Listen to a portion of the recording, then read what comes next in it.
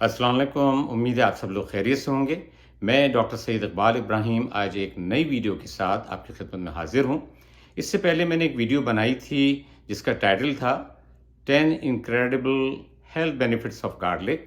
इसमें मैंने लहसुन या गार्लिक के बेशुमार फ़ायदों के मुतालिक बात की थी और ये भी बताया था कि किस तरह साइंटिफिक रिसर्च ने इन तमाम बातों को साबित किया है।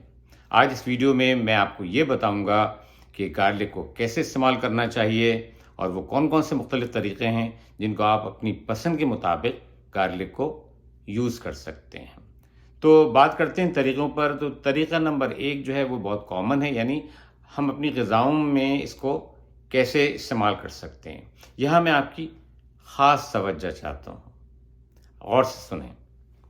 देखें, गार्लिक का इस्तेमाल हमारे खानों में आम है, बस समझने की बात यह है कि क्या हम इसको सही तौर पर इस्तेमाल कर रहे हैं और क्या हमारे रोज़मर्रा के खानों में शामिल है या नहीं।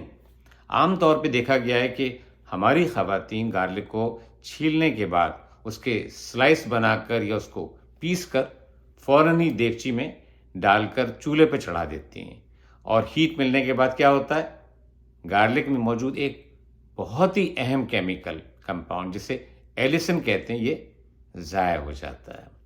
आपको चाहिए कि इसके स्लाइस बनाने या पीसने के बाद इसको 10 मिनट खुली हवा में रहने दें। क्यों? इसलिए कि इस दौरान एक केमिकल रिएक्शन होता है। वो क्या करता है, इस कंपाउंड या एलिसिन के बनने में मददगार साबित होता है। अब चूंकि एलिसिन बन चुका है इसलिए इसको दूसरी अशिया के साथ चूल्हे पर चढ़ा दें और हीट मिलने के बावजूद भी एलिसिन की पोटेंसी या क़ुव्वत बरकरार रहेगी। और ये वही एलिसिन है जो बहुत अहम कंपाउंड जो हमारी बॉडी में दाखिल होकर हमारी cardiovascular system, brain health, digestive system और बहुत सारे सिस्टम को फ़ायदा पहुंचाता है। जब एलिसिन बरकरार रहे हीट मिलने के बावजूद भी, तो ये बहुत सारे काम कर सकता है। अब आपका सवाल होगा कि गार्लिक को कितना इस्तेमाल करना चाहिए। जवाब है 1 से 2 पीसेस या जव्वे। और वीडियो में जब भी मैं इसके इस्तेमाल के मुतालिक बात करूंगा, मेरा मतलब यही है कि 1 से 2 लहसुन के जव्वे। आप इसको अपने सालन में, सब्जियों में, दालों में और तड़के के ज़रिए और सलाद में भी शामिल कर सकते हैं। दूसरा तरीका है रॉ या कच्चा लहसुन जो है उसका इस्तेमाल। देखें, ये आमतौर पे सबसे ज़्यादा मौसर तरीका ख्याल किया जाता है। ये कहना नहायत आसान है कि गार्लिक के 1 से 2 जव्वे कच्चा चबा जाएं। ये देखने में आया कि इस तरीके के ज़रिए बहुत ज़्यादा तेज़ाबियत मुंह और हलक में हो जाती है और अक्सर लोगों में क्या होता है कि वॉमिटिंग भी हो जाती है। तो बेहतर यह है कि आप इस कच्चे लहसुन को पीस लें और इसे 1 गिलास नीम गर्म पानी में हल करके पी लें। आप ये भी कर सकते हैं कि पिसे हुए लहसुन को दूध में मिलाकर पी लें, इससे इसका जायका बेहतर हो सकता है। इसके बाद अगर आप चाहें तो इसकी महक ख़त्म करने के लिए सौंफ और इलायची का इस्तेमाल भी कर सकते हैं। तीसरा तरीका है पिकल गार्लिक या गार्लिक का अचार। ज़्यादातर लोग अचार के शौकीन होते हैं। लहसुन का अचार हर जगह दस्तयाब है।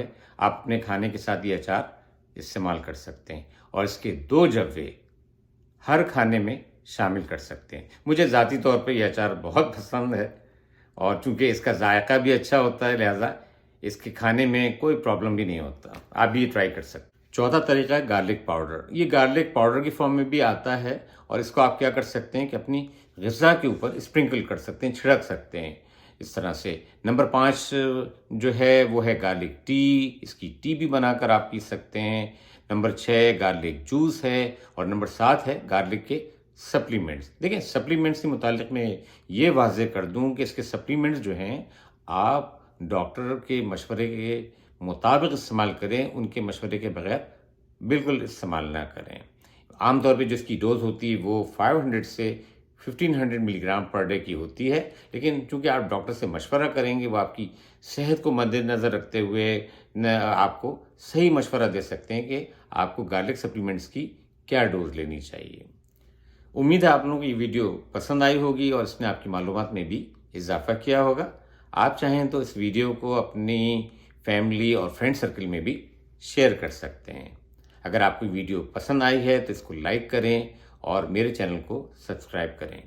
اب اجازت دیں، اپنی صحت کا بہت خیال رکھیں۔ انشاءاللہ اگلی ویڈیو میں پھر ملاقات ہوگی کسی نئے ٹاپک کے ساتھ۔ خدا حافظ۔